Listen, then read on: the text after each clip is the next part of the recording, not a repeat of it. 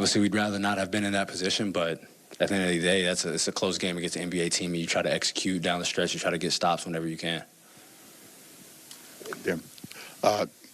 You guys come back from 19 down last night. You're up 20. They come back and obviously take the lead there late.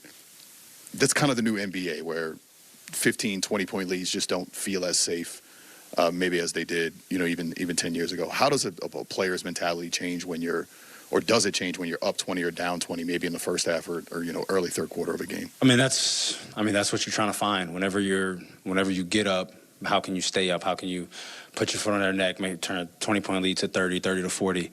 And that's where it can be difficult, but if you want to be a really good team in this league, you have to find a way to be able to do that.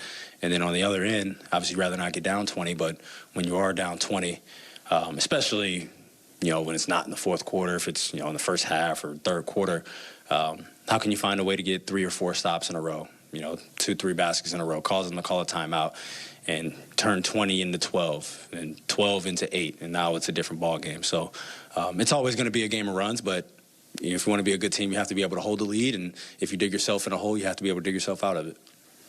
Fox, you've seen Keon and Davion's full career in their development. Last 2 games, both of them have stepped up in kind of an extended role. Just from your perspective as a point guard, what have you seen from them and how they've grown and what they're doing on both sides? I think they've been big. One with their ball pressure, that's one thing that I feel like stands out. When Keon steps on the court, good things happen. He's able to just create. I think he's one of those guys that you would call a defensive playmaker. Like, he just makes things happen on the defensive end. And then I think he's a better shooter than people know. Obviously, people haven't seen him. You haven't seen his career. But I think he's a much better shooter than people give him credit for. And obviously, teams haven't seen him as well. So a lot of times they're going under ball screens or DHOs.